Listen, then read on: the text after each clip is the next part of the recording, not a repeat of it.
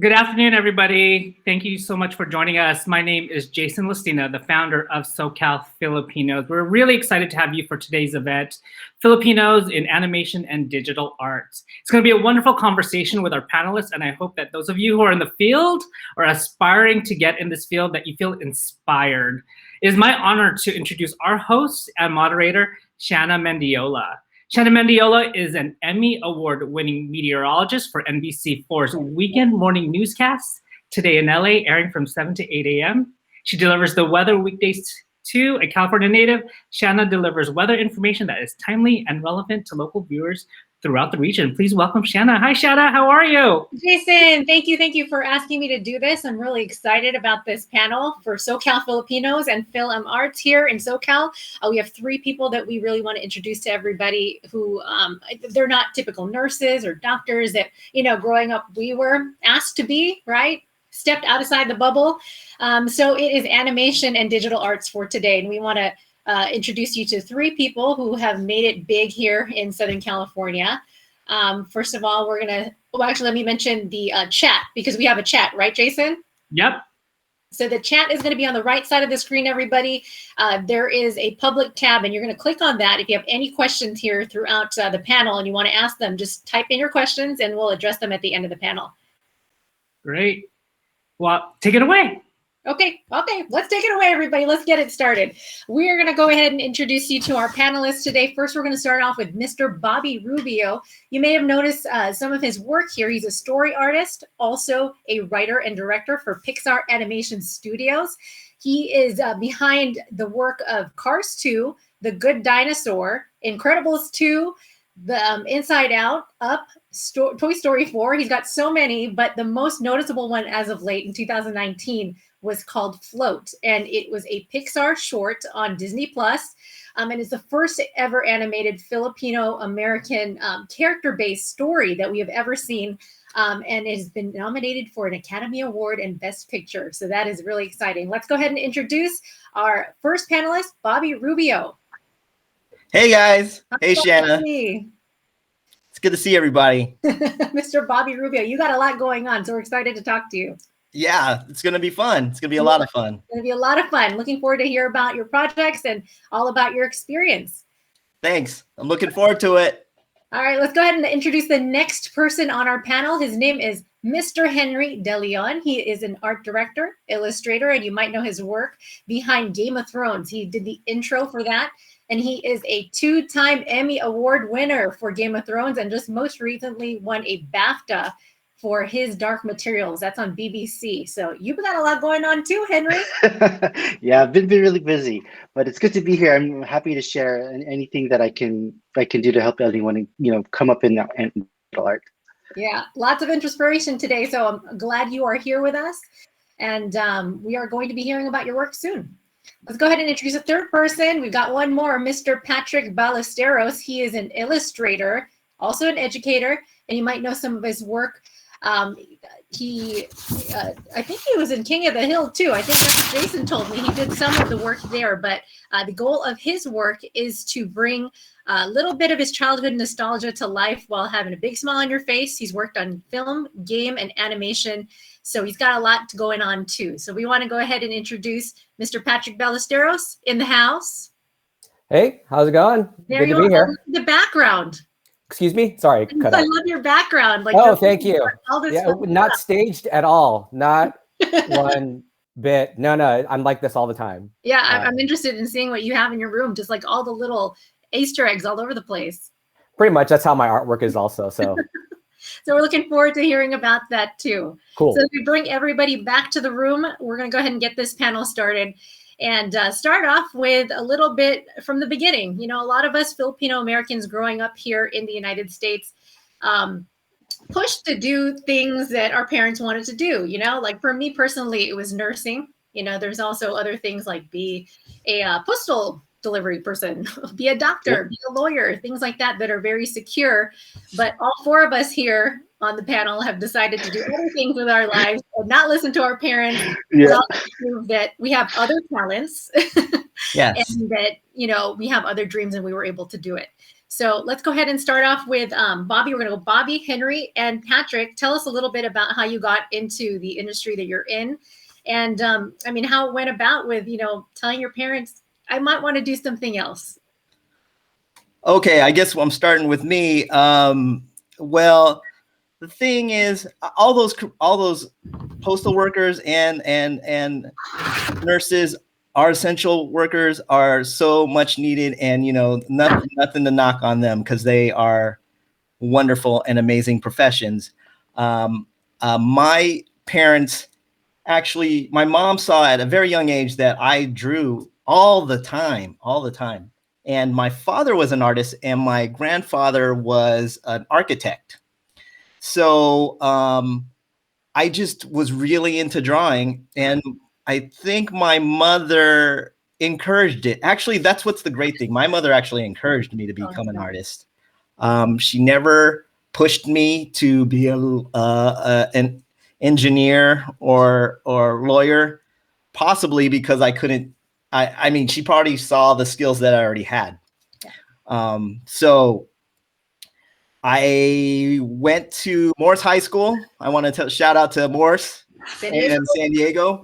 I graduated from Morse High School, and from there, I wanted to be a comic book artist, and I wanted to go to New York because there's a comic book school there.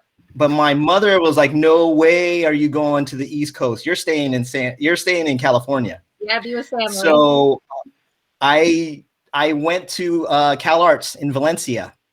And that is founded by Walt Disney himself. And over at Cal Arts, yay, Morse High School, let's go, Morse Tigers. It's weird seeing those pop-ups. It throws you off a little bit. Hey, they're watching, right? They're interacting. They are. It's really cool.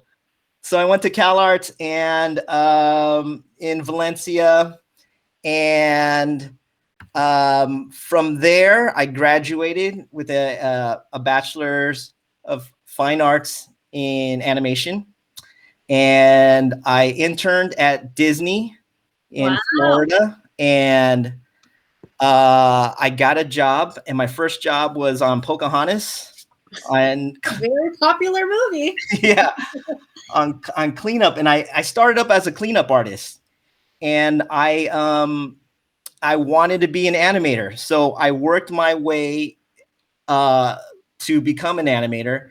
I worked on several projects there as a rough in-betweener. I started off in cleanup and then became a rough in-betweener on Hunchback of Notre Dame. I worked on Mulan, Tarzan, Hercules, and I finally made animator on Treasure Planet.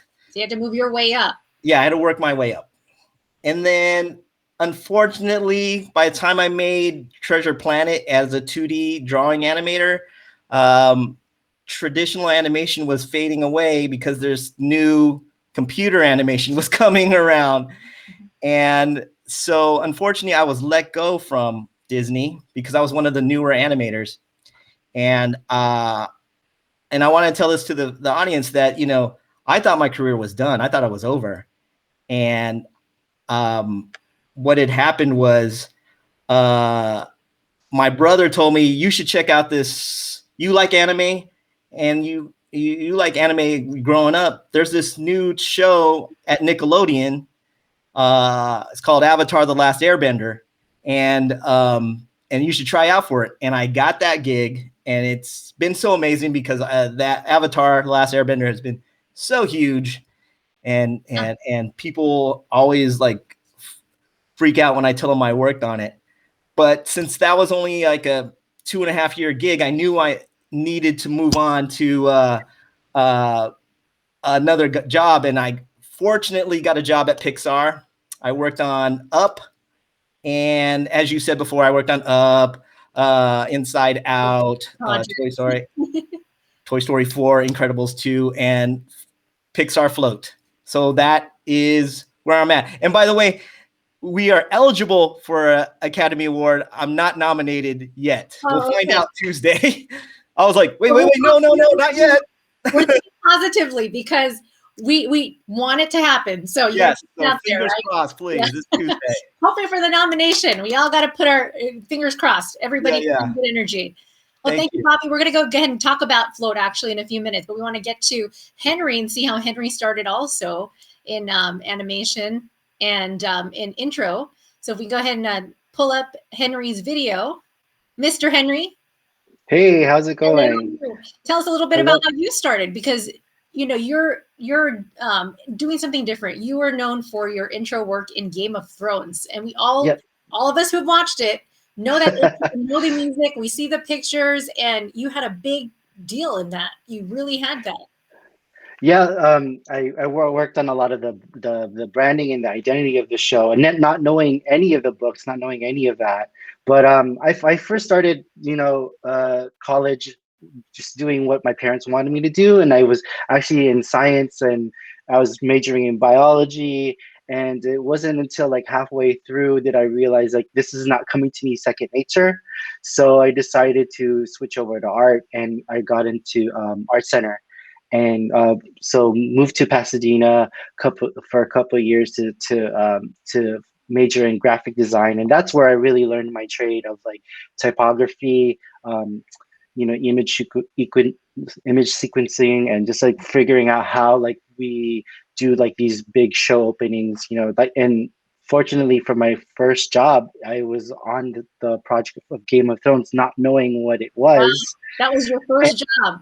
Yeah, and I honestly was making Just fun a of the small show name. called Game of Thrones. You might have heard about it.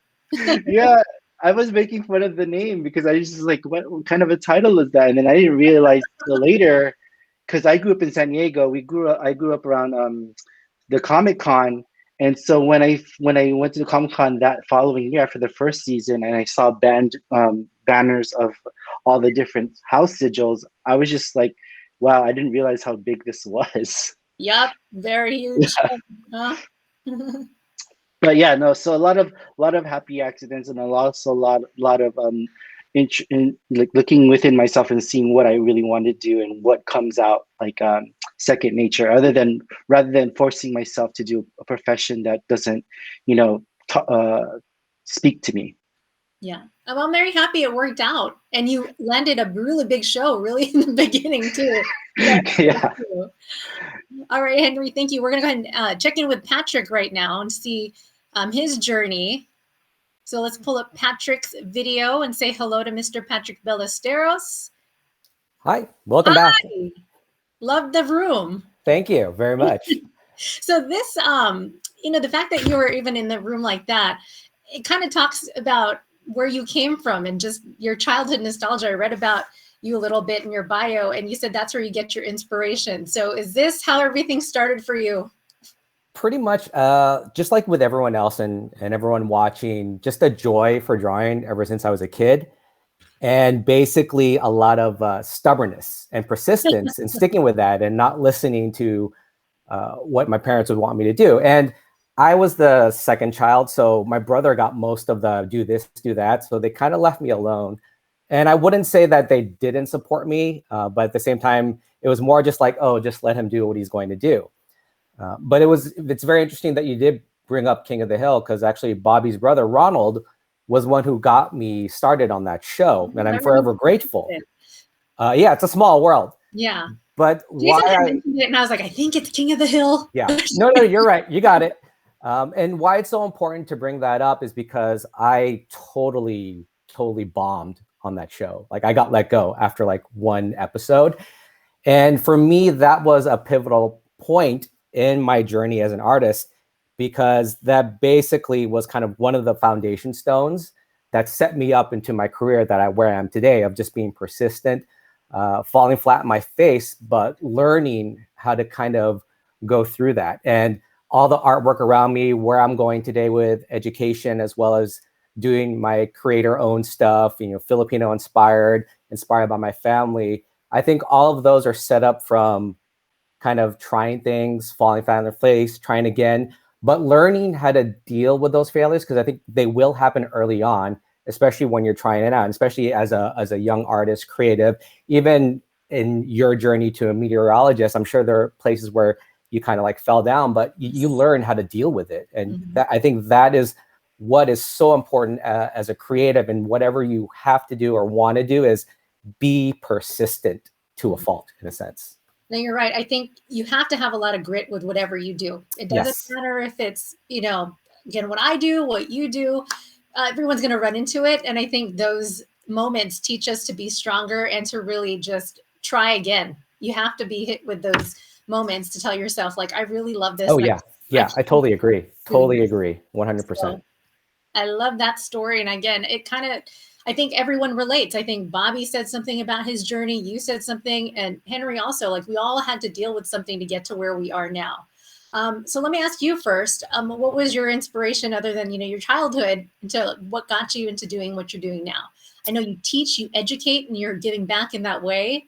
And you're doing a lot. Like, I love your little pins. He does little pins, and he has Thank you so much. Makes me smile. You're really fun. I like them. I think what it is being curious about what's out there, being curious about, about your own culture, Filipino culture, of course, but always asking questions. I think that's one of the most important things to do, is not just to stay within your own little bubble, but to really explore other people's ideas, to engage with them. And I think those are the things that are important. That's what I want to create in my art, is a way for people to connect, to come together, especially during what we're going through right now. It's more important now than ever that we try somewhere to connect. And so when I'm creating artwork, unfortunately, I can't go to conventions anymore, where I see a lot of people, to see their reactions and go, oh, and the little expressions, because that's what makes it for me. It's like, oh my God, you really, I hear the awe and the laughing. And so when I'm creating artwork, I don't get to see those reactions, but when people comment, or when they send me a DM on Instagram or whatever, those little things, like, okay, cool, I did that for them today. Let's see if I can keep going for other people and keep doing that. And that's where the whole leave a smile on your face with my artwork. That's what I want to do, is leave a smile on your face, but connect with you, not with just a like or whatever, but really a deeper connection with the art and with you as a person. Yeah. And I think that's why we're lucky to have the internet also, because this is a way for all of us to connect. Definitely. It's nice to have workshops like this to connect all of us, especially during the pandemic, where we can't go out and see each other personally. We can connect online. Yeah, it's frustrating, but it's frustrating not to be able to interact. So thank you, technology. Hopefully everything starts to, get back to normal soon. But this is what we have to deal with for now. So let's go ahead and bring back everybody onto the screen, our three panelists. And, we're going to move on and talk about, just the fact that we're Filipino American and, our creative process. Some of you talked about that also, but how do you, as a Filipino American, take that experience and put that in your work? And how do you, help in terms of Filipino visibility out there? I know just, being visible is very important, but working to put your work out there even more, because there isn't a lot of us out there, actually, if you think about it. I mean, in LA and in Southern California, yes, there are a lot of Asian Americans, but you go anywhere else. Like, I've worked in Oregon and Colorado, and I'm like the only one. So I that's when I realized my eyes open up to, wow, there isn't a lot of us out here. We need that exposure. We need representation, and it's very important. So when we talk about that, we're not kidding. We're really not kidding. That's how it was in school for me. Like, I would only know like 2 or 3 other Filipinos, and we would be that would be the entire class, but we always stuck together, helped each other out. So it's also nice to have that connection with someone else. Yeah, we're like chameleons though. Yeah, and also I know when I was growing up, I didn't see much representation. I mean, the first time I did was when I saw Ernie Reyes Jr. on The Last Dragon, and I was stunned. And to see somebody that looked like me, who talked like me, who had a bowl cut and everything. And so I know the importance of representation out there for people. And I mean, and then, you could count on just like probably one hand how many times you've seen Filipinos on screen. Yeah. So, but we're really proud, right? The minute you see somebody, you're like, oh, they're Filipino, or even a little bit. You're like, oh, these are people. Like, we're all so proud. Right. Yeah. Even if they play a different ethnicity, you're like, oh, I know what you are. I know what you are. Which is great too, Shanna, because you're out there representing too. So every day in LA, people get to see a Filipina face out there. So you're representing us, and that's amazing. So We're all thank trying you. to do what we can do, right? Any little Right. way we can in arts and animation, like you, meteorology, or even movies, like whatever we can do to be exposed. And and talking about movies, let's go ahead and talk to Bobby about that. I do want to talk to you about Float, because you are known to be the first director to put out an animation that is based on Filipino American characters. That has never happened before. People need to understand that this is a big deal. Yeah, I'm super proud of that. And I honestly, it came out because Pixar allowed me to. Originally, those characters were going to be white. I was going to make them white. Wow. And luckily, Pixar knew that the story was about myself and my son, and they were like, they should be Filipino American. And I was in shock because I was still in the mindset that the main character should always be Caucasian. Because that's what we saw.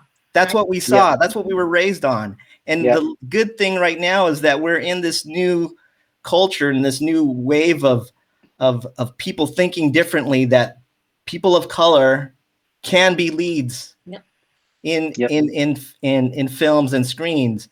So I feel it's great to be with creators like Patrick and Henry, and I know there's going to be other Filipino creators that are going to push to get our culture out there. I'm super happy that Patrick's doing, like, representing us with his pins and showing Filipino culture out there. That's awesome.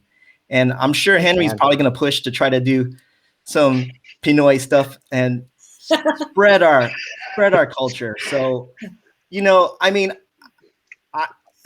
I'm glad that Float was the beginning, but I know it's not the end. I know we're going to keep pushing. There's going to be more creators. There's going to be more of us pushing our culture out there, and it's going to be awesome. And I hope to inspire the next generation. Whoever's out there, we need you to come out. We need you to tell your stories. That's what it is, right? Inspiration for the next generation, or anybody who's interested. It's going to take risk, but you don't know until you try. Right. So, Henry, be bold. Can you tell? Oh, sorry. Were you going to say something, Bobby? Oh, I was just saying, be bold. Oh, be bold. Hey, Henry, let's ask you about some Game of Thrones stuff. Can you talk about that and some of your other projects? You put some Easter eggs. I was going to ask you about any Easter eggs you put in your work.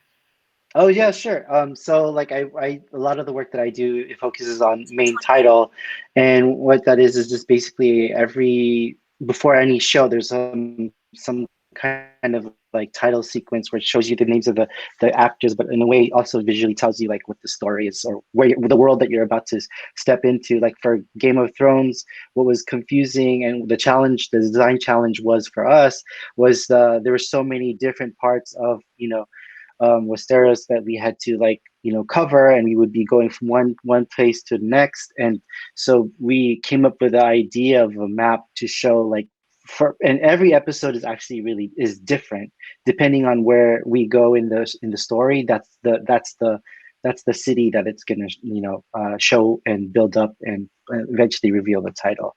That's actually really interesting, because I usually just watch the show and I just listen to the music, but I never really paid attention to where the map was going. Yeah. Wow. So and that was the fun thing. Like when we proposed that, it was really cool to see that, oh well, we're going to not just be doing it as a one-time thing. Like we'll be doing this throughout the whole thing. So fortunately for 9 seasons or is it 6 seasons or so, like we were all along the whole path and kept work coming. So it was really fun. And I think because the team was really small, I really got to have my hands like in a lot of the stuff there. Like with the logo, I designed the logo and the 3 lines in there. I was just trying. We were actually trying to do a lot with the logo because the studio HBO couldn't decide which one they wanted, and so on a whim, I just tried this thing, made it personal. Made the three lines symbolize me and my 2 other brothers, and I put that in there, and Maybe I'm just no, like, but you're like, it's like you're saying hello to your brothers. yeah, exactly. So, it's fun when you can put some personal touches into your work, and it just makes it more authentic and more about you. You can. It's great to see that a little bit of yourself is in there. That is really cool. And again, that is a big show, so we've all seen it. Yeah. I'm so proud. Yeah. You did a lot of work on that show. I'll have to rewatch the episodes again to look to see where the map is going next time. Wow, Yeah. you did that intro. Yeah, I So know it's funny. cool. Like a lot of the shows that I'm working on now, they're kind of like in that realm of magic and dragons and stuff like that. Like stuff Tell us I did what you're for. doing right now. Is there what's the newest thing for you?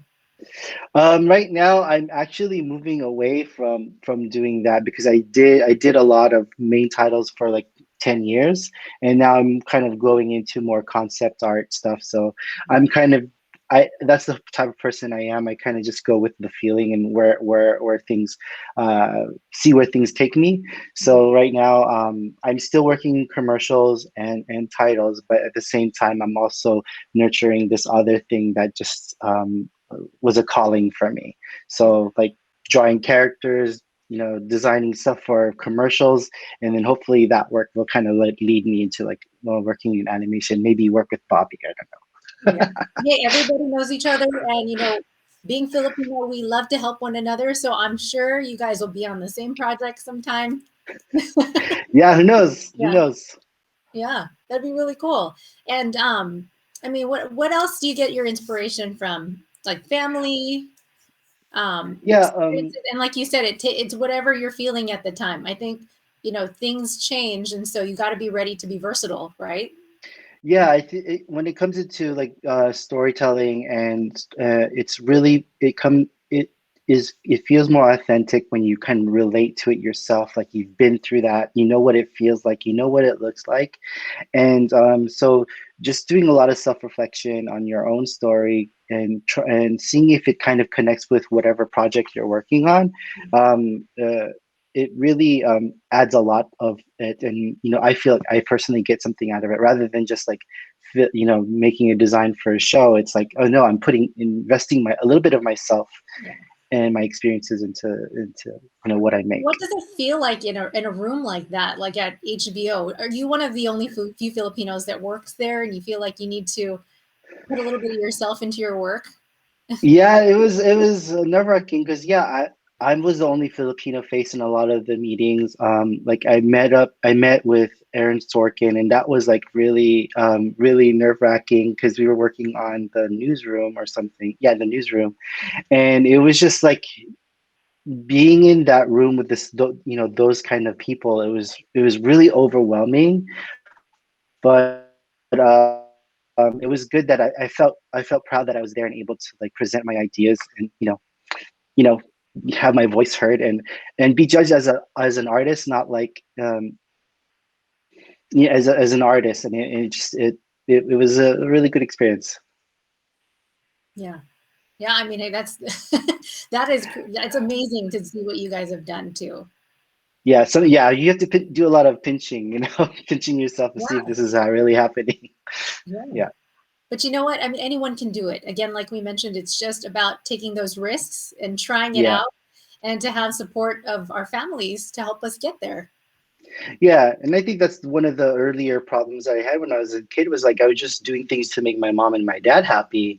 And so like I majored in science, I did biology, all of that, and then I realized it's not me. Mhm. But I was so wanting to be the pleaser in the family that I went down that road, and it took them some convincing when I had to be real with myself. And I think that's the one thing I can advise to anyone kind of deciding where they want to go in life is just like really whatever you do should come second nature. It shouldn't be something that you have to force, because you're going to be doing it 24 hours a day and you better enjoy it. You only have one life to do this. You got to do it Yep. make you happy.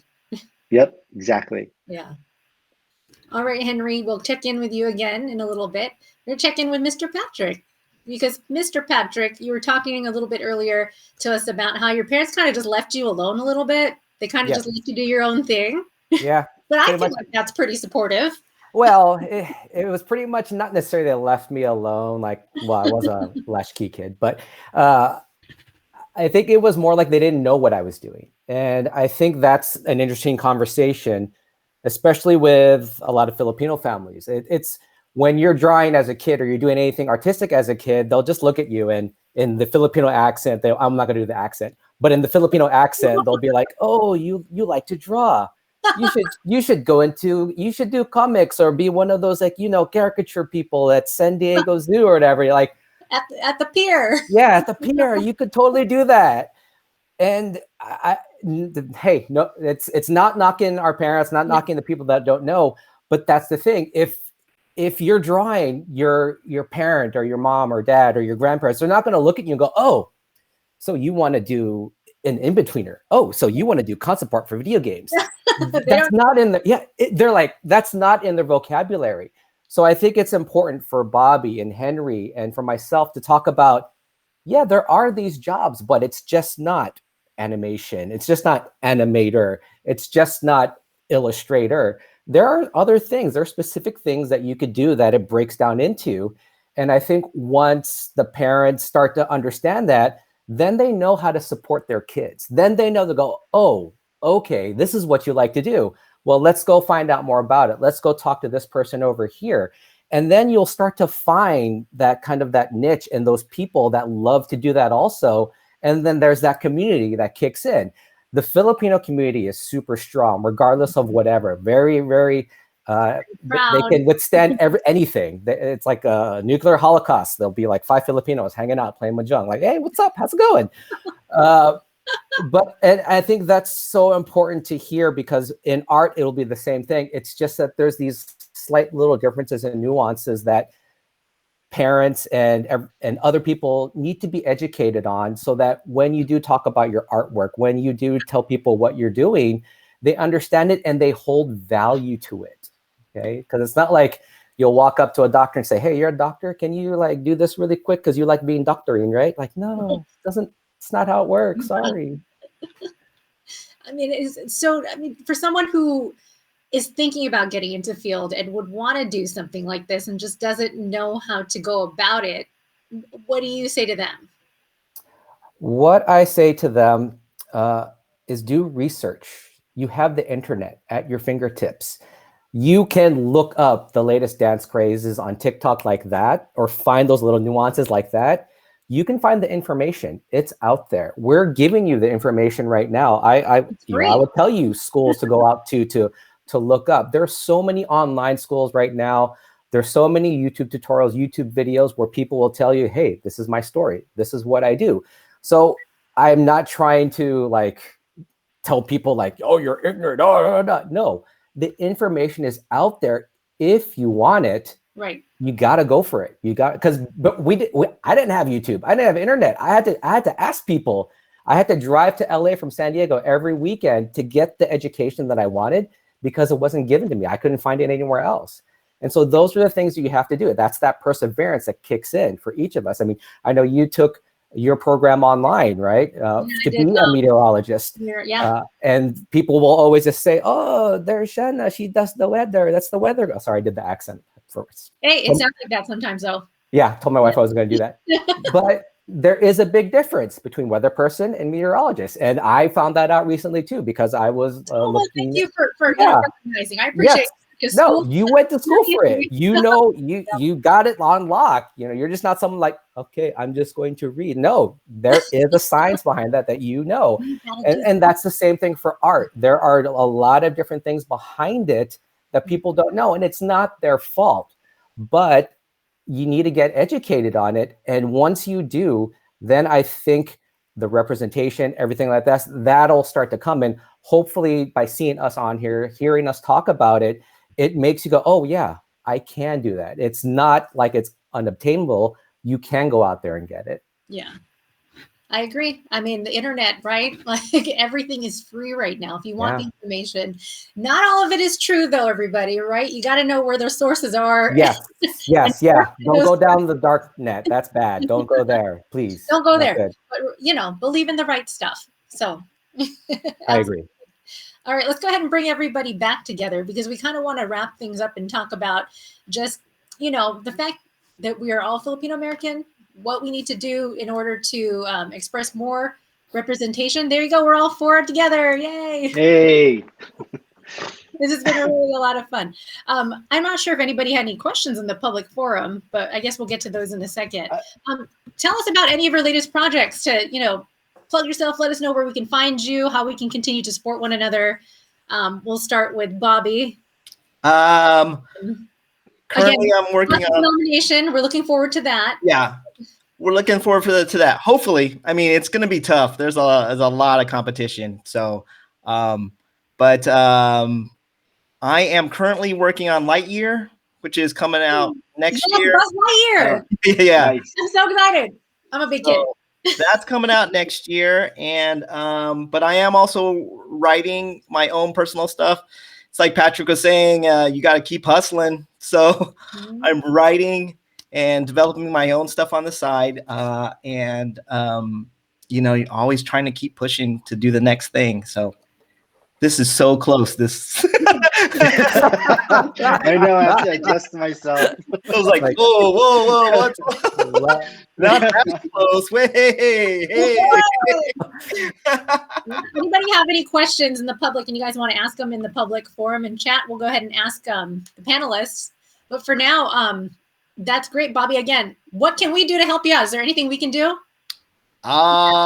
Pray. Filipinos can do that. They're very good at that. Filipinos are very good at that. The rosary, all of that. Pretty much. You got it. Right on point. Guys, if I don't get it, it's okay. I'm super happy with what the short has accomplished, and it's just the start. And so, but people can reach out to me on my Instagram, on my Twitter, on my Facebook. It's like Patrick was also saying, that's what's great about the internet. You can seek out any artists and you can ask questions. And I'm sure if I'm free or any of these people are free, or any of your artists are free, they'll lead you in the right direction. And that's what is great about the internet now. I didn't have that either as a kid. I was like, where do I go? What do I do? But you guys have the internet. Take advantage. Yeah. I think I'm seeing a lot of questions about what school to go to, what school do you recommend, and Art Center, Cal Arts. And I said, I think it really depends on what you're going to focus in on. Like if you really want to go into animation, Cal Arts for sure. And Art Center was great. If you wanted to do car design, graphic design, also illustration. But the thing is, the bigger factor is affordability. So like you can go to those schools, but they're very expensive. But there are other ways because of the internet to be creative about it. Like I'm taking some online classes, but with just taking the classes, I suggest that you find a mentor to kind of figure out like, what do these exercises mean? How can I apply some of this work to like getting a job in the industry? And I mean, a lot of what Patrick says is like, do your research. And that's a lot of what I had to do with my parents. I had to basically put together a PowerPoint presentation on what a graphic designer was. and like, oh, so that type stuff on there, you do that? I was like, yeah. So they'll know very little, but then if you sound like you know exactly what you want, they will be happy, and they will support you all the way through. And even if they don't, it's better for you to know what you're getting into and to prepare yourself for like the uphill battle. Yeah, definitely. Taking classes is important. I think having a structure so that you do get that feedback and you do get the eyes of someone who's very experienced to help you along the way. With mentorships, those are really great. Very hard to find because mentorships are like a relationship. It's like everyone's busy. And bad ones. Everyone is busy. Yeah, everyone's busy. And everyone's busy. So it's really hard to get a good mentor unless they really have the time, and you can't really demand the time from them. It's they're doing it out of the goodness of their heart. The main thing for a mentor that I've told people is you got to make sure that they ask you, what do you want to get out of this mentorship? What do you want to do? What do you want to become? If they never ask you that question, then they're just going through the motions. A mentor should always be understanding to what it is that you want to get good at or what it is you want to do, so that they can cultivate and help you grow, not just give it to you. Yeah, I think being engaged in your own education is really important. I think if you're not engaged, you're just going through the motions like, okay, now I got into a UC. Okay, now I'm in UC. I'm going to get my undergrad and then go to grad school. I mean, that's like a really passive way of doing it. And I think the more that you do the research and the more that you engage, you'll be on a better path of success. And I think once we all start doing that, and we will be represented. And I do think from Henry's jumping on that, like I see this. What advice would you give the kids who are interested in art and trying to convince their Filipino parents to allow them to pursue this? The good thing is, like now, back when I was a kid, there wasn't a Filipino who was doing well in the industry, and now you have 3 that are up here, and so that's the argument. Like, look, it's doable. They're living and they're actually thriving in it. And actually, there's more. And at Pixar, there's the Pix Noise. There's about 20 of us at Pixar, and it's not all artists. We also have chefs, we have managers, we have people in finance, we have people in security. So there's a lot of pathways into Pixar and the animation industry. But I think it's great that, you have representation and screen. And so there is your argument. Because before, when I was a kid, you can't really argue. You're like, well, there is no Filipino out there doing it. Yeah. But now there is the argument. Hey guys, can I ask you a question? There's a question from the chat about if there are any women in the field. Yes. I mean, there's definitely I could speak on. There's Josie, who's gonna be a director at Pixar and at Disney. Josie Trinidad. Yep. There is Nicole Castro, who works with me as a story artist at Pixar. I also worked with Cynthia Ignacio. She was a designer, a background designer. I have seen P9s there, so definitely you can. If you're a P9 and you are interested, they are out there, and they're definitely working in the field. So please tell your parents, I want this. I want to go for it. Go for it. Yeah, it's all about trying. So you'll never know unless you don't take that risk, right? All right, guys. Well, let us know where we can find you each. I already said my social media. So let's go with the other guys. Social media, next projects, whatever. You can look me up on Instagram. Ooh, you came prepared. He illustrated it. Yeah. You did it backwards. Yeah, I had to do it backwards. Is it facing right now? There you go. You even have the icons for the social media. That's awesome. Just screenshot that. It'll make it easier for me. There you go. There. Bam. Bam. Everyone good? Okay. Yeah. Good. There you go. Go say hi to Patrick, everybody. Anyway. And mine is just henryjohn.deleon at Instagram. So just find me there. Oh, yeah. And I already spoke to Jason and them about this. First, to thank them all for putting this on. And also, I know 1 hour is a short time for all 3 of us to get to. I see all the questions. It's crazy. Yeah. So actually on Instagram Live after this, I'll go on there for a little bit for any other questions that I could help with.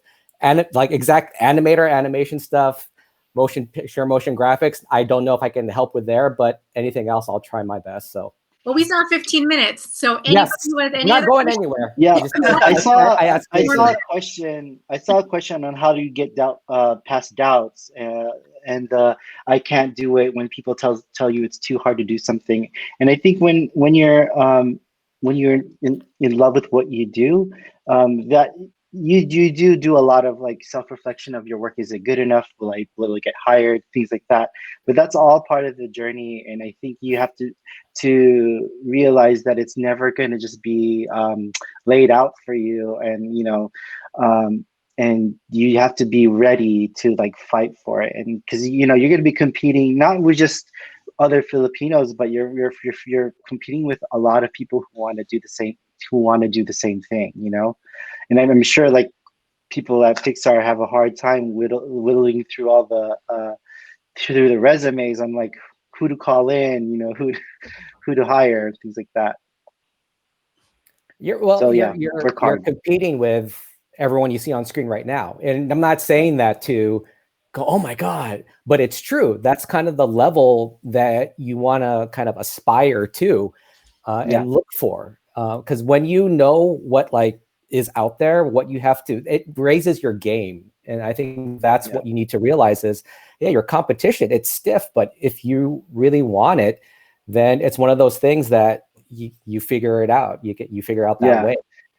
Yeah, to Patrick's note, that a lot of things you should compare yourself is you look at the art of books, if you buy those art of books, and if you can see the storyboards, the level of storyboards you have to be, the level of draftsmanship. Yeah, he's got Onward. The level of art the standards that you have to be. But at the same time, realize that we all started from somewhere, and we weren't that good. And there's internships, and we don't expect you to be that awesome at the very beginning. So,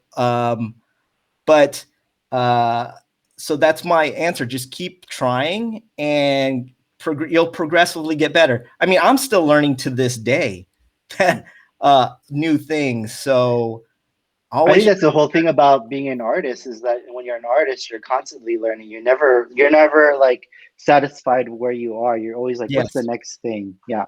Mm-hmm. So be aware of that process, and that's part of the journey. It's a process. And obviously we're three guys, right? So there's only so much we could talk about. There is the whole other side of Filipinas trying to get into the industry, which I have no idea where to start with that, because it's a totally different journey. And I know, Shanna, in your field, meteorologist, it's not like the arts, but there are some things that I know you could speak of in regards to a Filipino going into industry that we don't have that perspective on. So for some of the people out there asking about a Filipino's journey into this, what could you tell them that you find relatable for this? I mean, I think that I'm in an industry where there aren't a lot of Filipina women, period. And so first, you're fighting against trying to prove yourself all the time. And then second of all, I'm always trying to, I get hit with, you have to face rejection a lot of the time.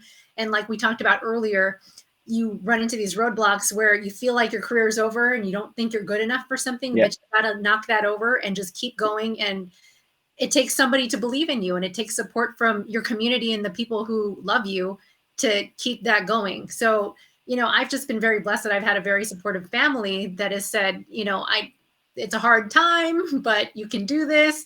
I've had to move away from home in order to work my way back to California. It's not like I just graduated from college and I landed in LA. I had to move, I had to be away from family. And being Filipino American, I think the hardest thing for me was being away from my family for years and years and years and years, and never knowing if I was ever going to come back. And so you risk being away from family, missing out on life events in order to live your dream. But once you get there, I think, you prove it to yourself and you inspire other people to continue to try the same as well, no matter what field it is. So, and I think Shanna, did you start at, so you have hard too.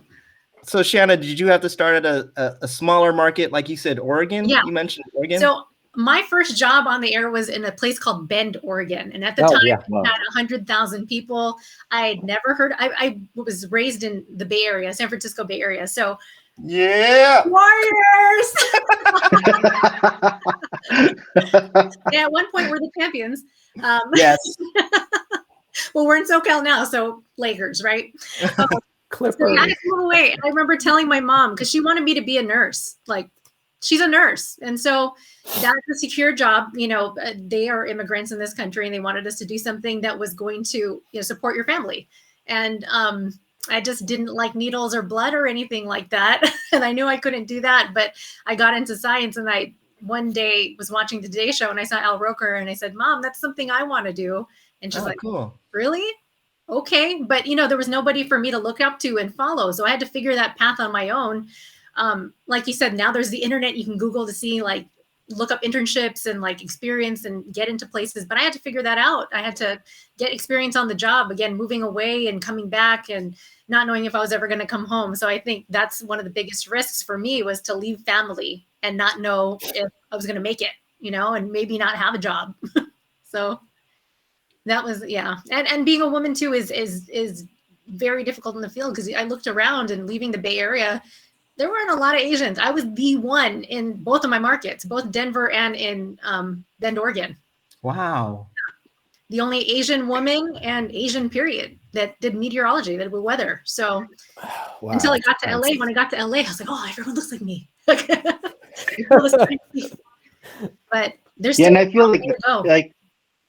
I feel like females in general have a different perspective of things. And so I work in broadcast and commercial design, and a lot of clients have to speak from a feminine point of view, and if everyone there is male, it's really hard to get that client. So it's nice to have more representation with just women and Filipinos in general, because we there's not a lot of that in broadcasting. Yeah.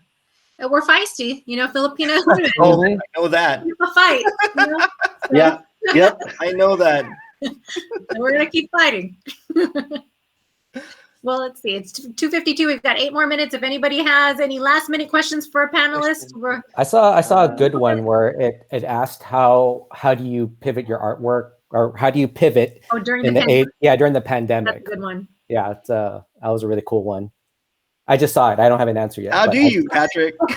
I just saw it. I was like, I'm gonna just put it out there. You just wanted to ask it. Take it. Answer. I think this is the best time to learn something new and just be uncomfortable, because we have all the time in the world now. So I mean, that just means more work. So again, looking into online classes, looking into tutorials, YouTube, all of that stuff. Be really resourceful, be creative in your sources, and I think you'll learn, pick up a new skill. I mean, now's the time to do that. Yeah, jumping on what Henry said, you now have time, because what else are you gonna do? You're sitting at home, you might as well take some online classes and pivot to a new career and put your head down and focus on it. So and it's great, because if you've been doing the same thing for a very long time, like I've been doing titles for 10 years, I'm looking for the next thing. And when I teach myself all these new skills, like it kind of reignites the fire of finding something that's calling you, and don't be afraid of it, follow it, but work hard at doing it. Yeah, I usually do a lot of conventions, and since there are no conventions at all, that has really, really hurt a lot of artists like myself. A lot of people that I see every quarter at a con, especially San Diego Comic-Con. It's not only great because all of the artists come together, but for a lot of artists it's part of their business. It just really, really sucks. It hurts now.